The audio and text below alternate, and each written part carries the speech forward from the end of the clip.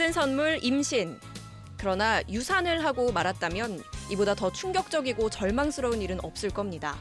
임신한 여성 2명 중 1명이 경험하는 자연유산. 유산이 반복되면 습관성 유산으로 이어지는데요. 문제는 유산이 거듭될수록 출산이 점점 더 어려워진다는 겁니다.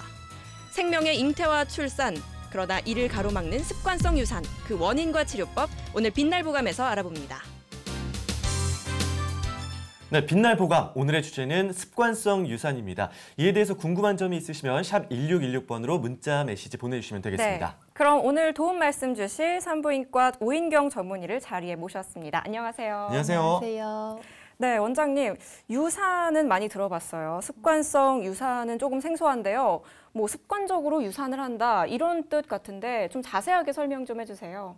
네, 유산은 임신 20주 이전에 이렇게 자궁 내에서 태아가 배출돼 버리는 것을 유산이라고 합니다. 네. 보통 흔히 알려진 유산의 빈도는 10% 정도 되는데요. 이렇게 호르몬 수치까지 올라가는 모든 유산의 경우를 다 포함하면 50% 정도가 됩니다. 네, 40%에서는 내가 유산을 했는지도 모르고 그냥 유산이 진행이 되는 거예요. 네. 보통 뭐 생리가 조금 늦어졌구나, 아니면은 뭐 배가 좀 많이 아팠다, 이번에 생리통이 좀 네. 심했다, 이렇게 모르고 넘어가는 경우가 많은데요. 네. 이렇게 초기에 유산이 되는 경우에는 보통 아기가 문제가 있는 경우가 많아요. 그래서 유산물을 검사를 해보면 네. 한 50에서 70% 정도에서는 아기 염색체 이상이 발견이 됩니다. 네. 이런 일반 유산과는 좀 다르게 습관성 유산은 이전에 분만했던 기왕력하고는 상관이 없어요. 연속적으로 3번의 유산이 반복이 되는 경우에 습관성 유산이라고 진단을 하게 됩니다. 근데 뭐 수염관 시술을 했다거나 하는 과정을 통해서 네. 어렵게 임신을 한 케이스에서는 보통 2번만 연속 유산을 하더라도 습관성 유산으로 보고 치료를 하는 경우들이 있어요. 네. 그런데 주변을 보면 한 번 유산하는 경우는 좀 있지만 2~3번 이렇게 유산하는 거는 잘 못 봤던 것 같아요. 어떤가요? 네, 아까 말씀드렸다시피 네. 일반 유산의 빈도는 한 10% 정도 된다고 하고 네. 있는데요. 습관성 유산은 한 1에서 3% 정도로 비율은 그렇게 높진 않습니다. 하지만 문제가 되는 것은 유산이 반복이 될수록 이 비율이 점점 더 높아진다는 것인데요. 한 번 유산을 하고 나서 그 다음에 유산될 확률이 한 15%, 네. 그리고 2번 유산이 된 다음에는 25%, 3번 유산이 된 다음에는 35%로 그 비율이 점점 더 올라가기 때문에 산모 입장에서는 아주 극심한 공포로 다가가게 됩니다. 그러면 자꾸 이렇게 습관적으로 유산이 되는 원인은 뭔가요? 네, 습관성 유산의 원인은 기본적으로 한 50%는 원인 불명입니다. 하지만 50%는 분명히 원인이 있고요. 네. 이런 유산이 반복되기 전에 그 원인을 찾아서 치료하는 것이 중요합니다. 네. 한번 원인을 하나하나 짚어볼까요? 네, 뭐 습관성 유산의 원인은 첫 번째로 면역학적 원인을 봅니다. 네. 네. 자가 면역 질환 중에 하나로 항인지질 항체 증후군이라는 게 있는데요. 네. 내 몸을 공격하는 항체가 생기는 것이에요. 네. 그러다 보니 또 혈전 같은 게 많이 생기게 되는 질환입니다. 또 임신을 하게 되면 네. 이런 자가 면역 항체가 내 몸에 그런 혈전을 만들 수 있는 그런 태반 세포를 공격하게 되고, 네. 그 혈전이 많아짐에 따라서 아기한테 산소 공급도 안 되고 영양 공급도 되지가 않아요. 그러다 보니까 유산으로 진행이 되는 경우가 많습니다. 좀 통로가 좁아지고 막힌다라는 개념으로 보면 될까요? 네, 그렇죠. 또 임신을 하게 되면 산모의 몸은 태아를 면역적 관용을 일으키게 돼요. 그래서 내 몸이 아닌데도 내 몸이겠거니 하고 인지하는 그런 기전이 작용하게 되는데 네. 이 기전에도 문제가 생기게 되면 이렇게 유산으로 진행이 됩니다. 네, 또 이 면역학적 요인 말고도 다른 이유가 있을까요? 네, 그렇죠. 자궁에 구조적인 이상이 있는 경우에도 그렇게 유산을 일으키게 됩니다. 네. 정상적인 자궁에서 임신이 나타나게 되면 태아가 점점 커짐에 따라서 자궁도 이렇게 풍선처럼 부풀어 올라요. 네. 근데 구조적인 면 이상이 있는 경우에는 이렇게 태아가 성장하는 공간이 부족하게 됩니다. 이렇게 정상 자궁으로 보이는 모습과 다르게 네. 이렇게 양쪽으로 뿔처럼 쌍각자궁이나 아니면 가운데 막이 있다든지, 아니면 아예 자궁이 갈라져서 2개가 있는 경우, 이런 경우 기형자궁이라고 하는데요. 네. 아기가 그 안에서 정상적으로 크지를 못하기 때문에 유산이 발생합니다. 네. 이렇게 기형자궁이 있는 경우에 유산율이 한 40에서 70%까지 알려지고 있습니다. 그렇군요. 네, 그렇다면 세 번째 원인으로 넘어가 볼까요? 네, 부모 중에 한 명이 염색체 이상이 있는 경우에도 유산이 네. 진행이 되는데요. 네. 이런 경우에 아기에도 염색체 이상을 가지게 되고 그러다 보니까 유산으로 진행이 되게 됩니다. 이렇게 초기에 염색체 이상을 가진 아이의 경우에는 유산으로 진행되는 경우가 많아요.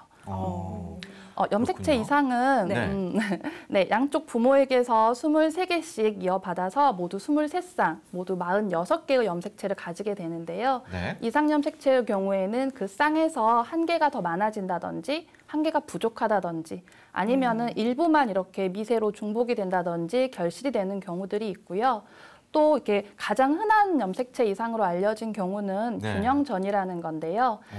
다른 염색체 쌍의 일부 가닥들이 이렇게 서로 교차가 돼서 이렇게 균형전이를 이루는 경우가 많아요. 좀 섞여 있네요. 그렇죠. 그렇군요. 유전자의 변이로도 또 문제가 생길 수 있고 기타 요인들이 있다고 하는데 네 번째로. 네, 자궁 내에 뭐 염증이 있다거나 하는 경우에도 당연히 유산으로 일어날 수도 있고요. 네. 또 그리고 뭐 대사적으로 호르몬적인 문제가 있다거나 아니면 당뇨, 고지혈증, 뭐 이런 갑상샘 질환이 있는 경우에도 이렇게 유산으로 이어질 수가 있습니다. 네. 또 스트레스나 만혼도 이렇게 원인으로 보고 있어요. 네. 요즘 최근에 만혼이 많이 늘어나고 있죠. 다들 그렇죠. 결혼을 늦게 하다 보니까 네. 아무래도 산모의 나이가 많아지게 돼요. 우리가 난소는 기본적으로 태어나면서부터 가지고 태어나거든요. 네. 그러다 보니 산모의 나이가 많게 되면 난소도 당연히 나이가 많게 됩니다. 그러다 보면 정상적인 난자가 나오기가 어려워지고 어렵죠. 그렇죠. 그러면 수정란의 경우에서도 염색체 이상을 가지는 경우가 상당히 많아지게 됩니다. 네, 이렇게 원인이 굉장히 다양한데요. 이 네. 원인에 따른 치료법도 있을 것 같아요. 어떤 게 있나요? 네, 먼저 면역학적 요인에서 아까 말씀드렸다시피 혈전이 많이 생기게 됩니다. 네. 그래서 이 혈전을 치료하는 방법으로 헤파린이나 아스피린 등과 같은 혈전 방지제를 사용해 보는 방법이 있습니다. 네. 또- 약물 치료법이 있는 거네요. 그렇죠. 네. 또 아까 그 자궁의 구조적인 이상 같은 경우는 어떻게 치료를 할까요? 네, 자궁이 모양이 이상한 경우는 자궁 성형술을 해볼 수가 있습니다. 자궁 안에 이렇게 막이 있거나 하는 경우에 자궁경 수술을 통해서 그 막을 제거하는 시술을 하게 되고요. 그러면 정상 자궁처럼 모양을 만드는 자궁 성형술을 시행하게 됩니다. 네. 그렇군요. 또- 네, 아까 또 네. 염색체 이상이 부모에게 있을 경우에도 난임의 원인이 된다고 했는데요. 어떤 치료법이 있을까요? 네, 부모들께 염색체 이상이 있는 경우 역시도 치료해볼 수 있는 방법이 있습니다. 네. 네, 착상 전 유전자 검사를 통해서 할 수 있는데요. 일단 먼저 시험관 시술을 통해서 외부에서 수정란을 얻게 됩니다. 이 수정란에서 유전자 진단을 하게 되고 정상인 유전자를 가진 수정란만을 체내로 이식을 해서 임신을 시키는 방법으로 극복해 볼 수 있습니다. 네, 아까 또 말씀하신 뭐 세균에 감염됐다거나 뭐 호르몬에 이상이 있다거나 뭐 대사가 장애 있다고 하면 그런 경우는 또 어떤 치료법이 있을까요? 그렇죠. 염증이 있으면 당연히 염증에 대한 항생제 치료를 진행을 하면 되고요. 네. 또 대사장애나 이런 당뇨, 뭐 이런 질환이 있는 경우에 내과적 치료를 통해서 정상적인 몸을 만들어서 극복해 볼 수 있습니다. 네. 아까 유산이 반복될수록 재발률이 높다고 하셨잖아요. 그래서 이제 한 번 유산을 하고 나면 어르신들은 뭐 보통 몸 절대 움직이지 마라, 맞아요. 푹 쉬어라 그러면서 이제 몸에 좀 보약이나 음식들을 챙겨주시기도 하고 그런데 이런 방법들이 습관성 유산을 막는 방법 중에 하나가 맞나요? 네, 그거를 다 옳다고 말하기는 좀 어려울 것 같아요. 보통 이렇게 가만히 집안에서 아무것도 안 하고 네. 침대와 합체돼서 누워 계시거든요. 네. 그리고 나서 병원에 오시면 허리가 너무 아팠다 하시고 변비가 심했다 하시고 또 너무 우울하다고 하세요. 우울하죠. 소화도 안 될 거고. 그렇죠. 이런 게 좋지가 않아요. 오. 정상적인 사람은 어느 정도의 활동이 필요하고 네. 운동을 해야 일상적인 대사 활동이 다 활발하게 잘 되기 때문에 네. 이런 뭐 습관성 유산이나 이런 것도 극복하는 방법이 될 수가 있습니다. 네, 몸도 마음도 건강해지게 적절하게 운동을 하시는 게 좋을 것 같습니다. 오늘 말씀을 들으면서 이렇게 자연스럽게 임신이 돼서 출산을 하는 게 참 네. 큰 복이구나 이런 생각이 들었습니다. 이제 우리 빛날 주추의 처방전 한번 알아볼까요? 2회째 연속 유산을 했다면 빨리 와. 전문의를 찾으세요. 그렇군요. 네. 빨리 전문의를 찾는 게 가장 좋은 방법이고요. 있거든요. 맞아요. 네. 네, 2번 이상 연속적으로 유산을 했다고 하시면 먼저 전문의를 찾아서 원인이 네. 무엇이고 어떤 치료 방법이 있는지를 알아보는 게 제일 중요합니다.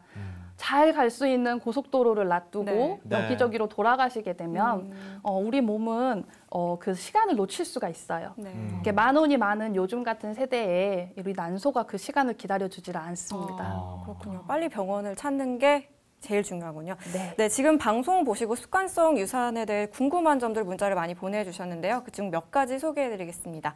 6667번님, 혹시 당뇨가 있는 여성이 임신을 하게 되면 유산의 확률도 높아지는지 궁금합니다. 하셨어요. 어떤가요?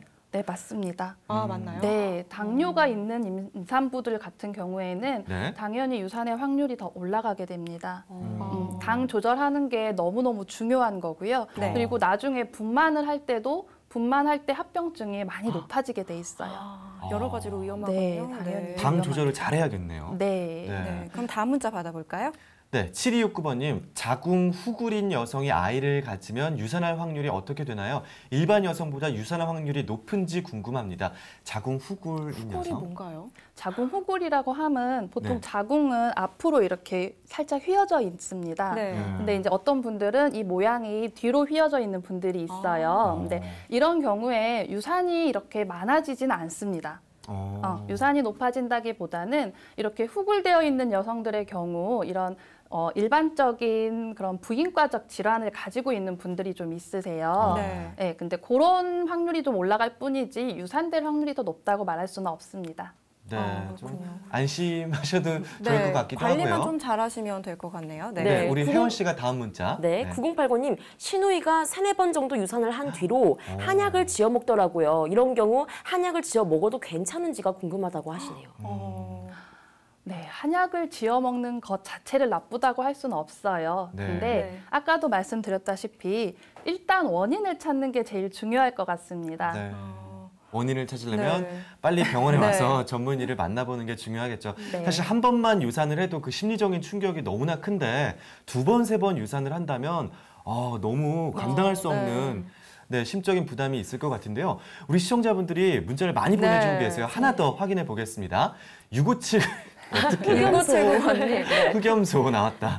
흑염소가 좋다는 말이 있는데 정말 효과가 있습니까? 체질에 상관없이 누구나 복용을 해도 되나요? 습관성 유산이면 언제 먹기 시작하는 게 좋을까요? 흑염소? 저도 흑염소를 먹어본 적은 없는데요. 네. 일단 아까 말씀하셨던 거랑 비슷할 것 같아요. 네. 이제 한약이랑 비슷하게 몸을 보호한다는 의미에서 드시는 것 같은데 네. 저는 솔직히 잘 몰라요, 흑염소에 대해서는. 네. 하지만 이제 몸이 약하신 분들이 보호하기 위해서 먹는다는 의미에서는 괜찮겠지만 일단 서너 번 유산이나 뭐 이런 식으로 반복 네. 유산인 경우에는 그러니까 몸이 약한 게 원인이 아닐 가능성이 더 높은 거죠, 사실. 네. 어떤 보약이나 뭐 한약을 먹든 일단 원인을 파악하는 게 가장 중요하고. 네. 그렇죠. 네, 우리 신우이분 빨리 병원으로 안내해 주시기 바랍니다. 네. 오늘 구체적인 그 치료법 알려주신 오인경 원장님 너무나도 감사합니다. 네, 고맙습니다. 감사합니다. 네, 감사합니다.